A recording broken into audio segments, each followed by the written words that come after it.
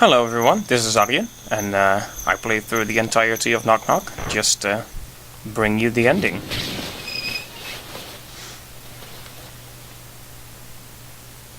It's been a little while, I am certainly aware of that.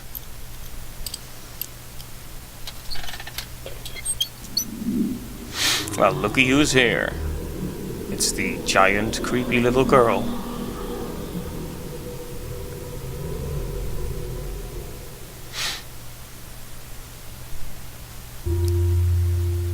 Right, so, purely out of habit, let's just turn on all the lights. Although, as you can see, I still have a fair bit of sanity left.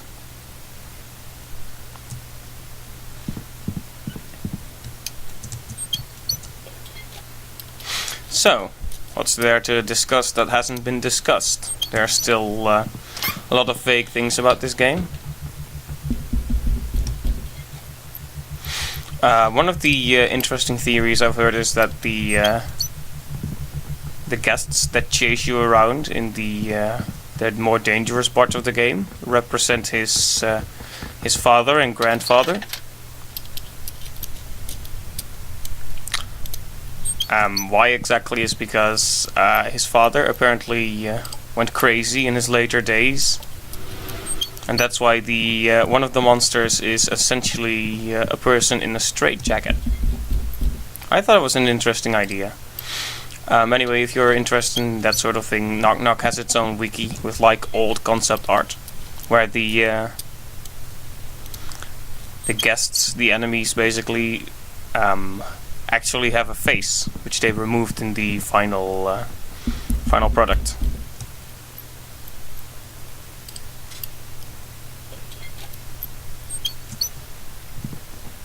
Alrighty.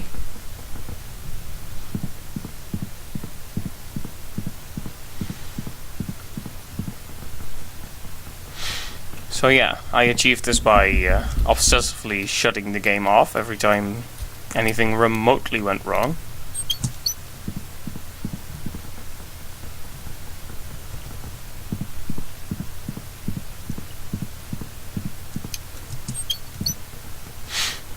Right, I'm just thinking about what I want to say right now and what I want to leave till you actually see the ending, because I have seen it. I had to make sure this was not going to be another disappointment. I'm sorry for doing that ahead of time, but yeah.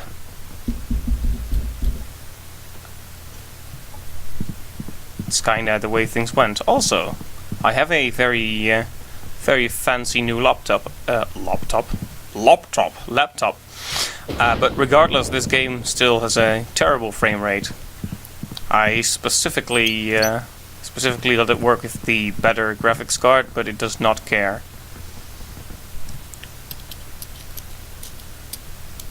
So you might see some minor frame drops here.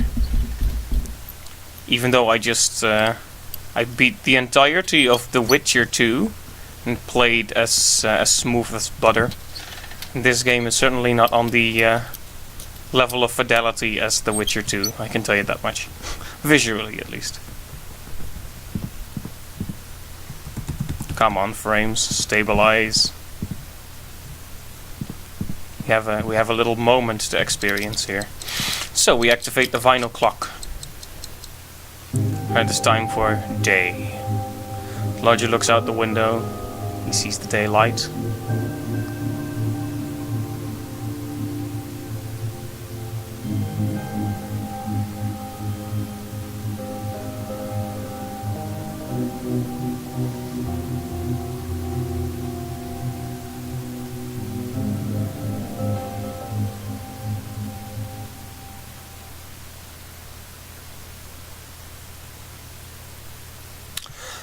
And that, as they say, is that. So, what just happened? Well, this game leaves a lot to speculation. This is how they do the credits, by the way. They have symbols on the trees. If you let the lodger stand near them, you'll see the name and a note from one of the people on the development team. At least that's what I assume it is. Okay, big thanks to Noodle Manny, apparently. But yeah, the ending. So, one of two things happens in the ending. Either the lodger goes out, or he locks himself in permanently, pretty much. Which depends on your behavior. So if you were brave, like I was, he goes out. He decides to brave the outside world, essentially. And if you're cowardly, if you stay in one room, don't explore the forest, don't explore the house, well, he locks himself in. And since the game is in many ways symbolic for what goes on in this person's mind, we can assume that this ending means he escapes his own insanity or his own problems. I don't want to claim he was totally insane, but just look at what happened. What with the giant little girl and the weird hallucinations. I think it's safe to say he was not entirely right in the head. But yeah, he escapes that if you pursue this ending. So he goes out into the forest and his house is overgrown. Now what's interesting is there's actually two good endings, but they are essentially the same. So what you just saw is the best ending. If you get the just good ending, the house is overgrown with thorns. If you get the best ending, it's overgrown with, like, living forest. Like, if you've paid attention to the logs, you'll know the lodger has been talking about the forest dying, like it used to be rich and beautiful, and then it started to die out. And I like to believe that when you get the best ending, it's essentially like, okay, he's away from his problems, and the forest lives again. There's green again, there's flowers again. Which I think is a very hopeful way to end this trip through insanity off. So yeah, I'm just ranting at this point. But that's what I think it means. But if you get the opportunity, I do recommend that you experience this game for yourself. It's quite unique. It certainly has its flaws in design, and yeah, it's hard to get around that. Like the fact that I had to replay the entire thing to get an ending at all. It's like, it's fine, I let the bar run out. Okay, it's my fault. But just lobbing a game over at me as an ending and not letting me retry for something else, it's kinda weak. Honestly, they could have at least, instead of game over, tacked a the end note under there, I don't know. Just something to imply that it was over. That this was how the story ends. But anyway, I'm still complaining. Always complaining.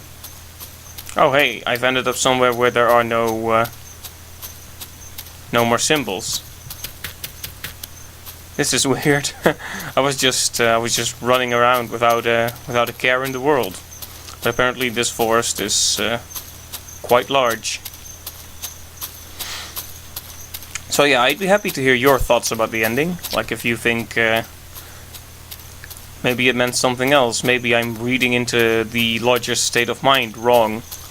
Maybe the house, like I kind of saw the house as a manifestation of his problems, like riddled with ghosts, hauntings, stuff he doesn't properly remember and has to think deeply about to make it appear, like the furniture in some of the rooms where he has to shut his eyes to make it appear.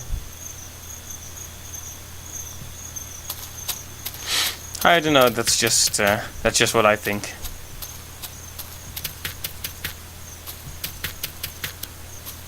On a side note,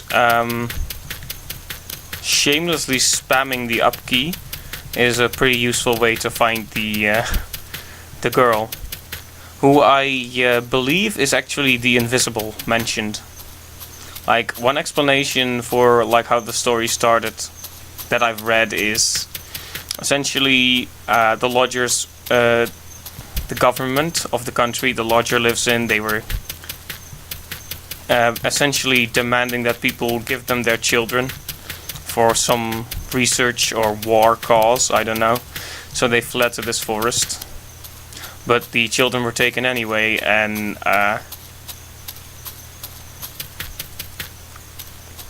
that led the lodger to go insane. And the invisible is the little girl that appeared, and he couldn't see her properly. Like, maybe that's because he was insane, or maybe that's because she was some kind of result of the government experiments, who knows.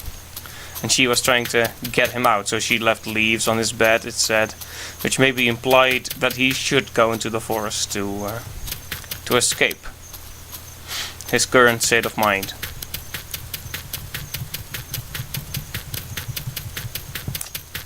In any case, I don't think there's much more to see here. So, yeah.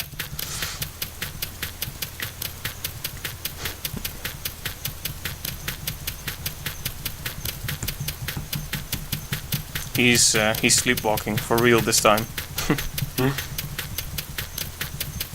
Right, so yeah, that ends our journey in the world of Knock Knock. But if you ever see it in a sale or in a bundle or anything alike, see if you can give it a whirl. Think about like the symbolism in this game, because we can talk endlessly about design flaws and such, but it's still an incredibly interesting story it's telling. So, in any case, I'll stop stretching this out, milking this for all it's worth. Thanks a ton for watching, and I suppose I'll see you in the next one. I'll try to somewhat regularly upload videos to this channel, but stuff does get in the way. In any case, and that was a combination of in any case and anyway. Wow, this is going really well.